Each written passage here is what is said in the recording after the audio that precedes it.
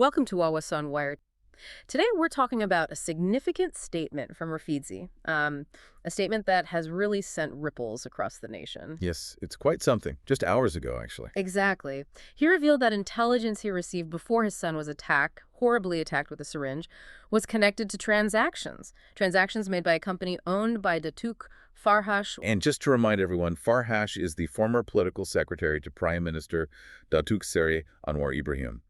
That connection is key here. Absolutely key. And for those maybe not fully up to speed, this follows the attack on Rafizi's 12-year-old son outside a shopping mall in Putrajaya. A truly shocking incident. Two masked individuals forcibly injecting him with some unknown liquid. And then, as if that wasn't horrifying enough, his wife received these chilling text messages. Warnings of AIDS if Rafizi continued his work. It's just brutal. It adds such a sinister layer to everything. It really does. This whole situation has understandably sparked intense public discussion, a lot of speculation. What are your immediate thoughts on this latest development? Well, it's deeply unsettling, isn't it? When Rafizi links intelligence predating the attack to someone like Farhash, it immediately shifts the focus. Right. It moves away from just the horror of the attack itself, though that's still paramount for the police investigation, towards the potential motives behind attempts to silence him. It suggests the stakes are incredibly high regarding whatever Rafizi was looking into. Okay, so let's unpack that a bit. When the attack first happened, remember there was this huge flurry of rumors. Oh yeah, definitely. Names were flying around everywhere. Exactly. People were pointing fingers, suggesting maybe former Prime Minister Datuk Seri Ismail Sabri or perhaps former Health Minister Khairy Jamaluddin were involved. Right. The narrative was that Rafizi was digging into them, alleged overseas money laundering for Ismail Sabri, maybe health ministry projects for Khairy. That was the talk track. But what's fascinating now is how Rafizi tackled these rumors head-on in his statement. He really did. He was explicit. He said those claims about investigating Ismail Sabri or Khairy are completely false. He didn't mince words, called them malicious tactics. Yeah, designed specifically to confuse and divert public attention. That wording is important. It really is. Because it immediately prompts the question. If those were diversions, who benefits from diverting attention away from the real subject of his intelligence? Precisely. He was so clear. Not Ismail Sabri, not Khairy.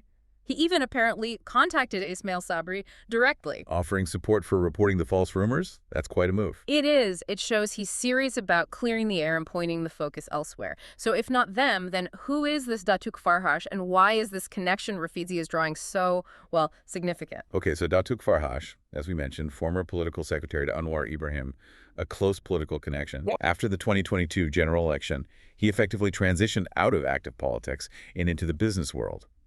But it's the speed and scale of that transition that's really caught the public eye, especially since the unity government came into power. And this is where it gets, really interesting for a lot of people watching. Reports started surfacing suggesting Farhash has become this incredibly successful entrepreneur almost overnight, it seems. Yeah, the reports mentioned appointments as a director in, 4 or 5 listed companies? And not small ones either. We're talking big names like 7-Eleven, Excelforce, Meiji companies people recognize. Exactly. So you go from political aide to director on the boards of major listed companies. Right. And naturally, reports also suggest his personal net worth has seen a very significant increase in a pretty short time frame.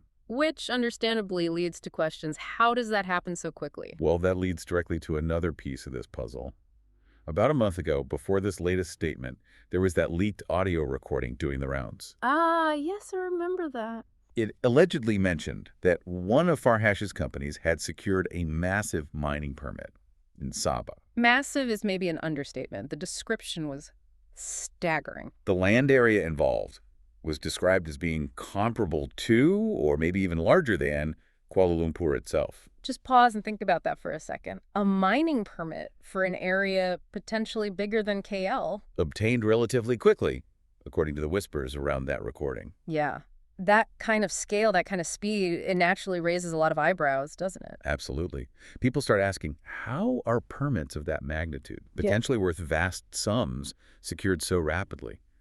Especially when tied to someone who just recently transitioned from a high-profile political role. It begs questions about process, about transparency. It really does. Which brings us back to Rafizi. What's his intention here? Because he's been very careful with his words. Extremely careful. He's stressed this point repeatedly. The intelligence he received before the attack concerns Farhash and these transactions. And this is the crucial distinction he's making. He is not accusing Farhash of being behind the physical attack on his son. He's leaving the criminal investigation entirely to the police. Exactly. He's separating the two things. The attack is one investigation.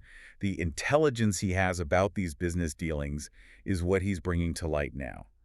It's about financial transparency, not assigning blame for the assault. Okay, but still, given the context, the threats to his wife, the actual violence against his child, it's impossible not to see it all as connected, isn't it? Even if he's careful legally. The timing and the nature of the threats certainly create that perception, yes.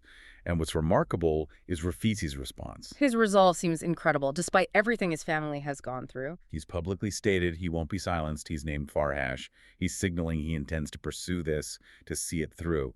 That takes immense courage under these circumstances. It suggests he truly believes the information he has is vital for the public to know, right? That he feels obligated to reveal it despite the personal cost.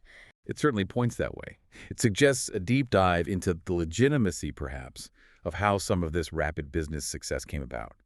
Again, we have to stress being successful isn't inherently wrong. Of course not. But Rafizi's persistence, especially after such a horrific personal event, implies he believes there are underlying questions about these specific transactions and connections that need answering.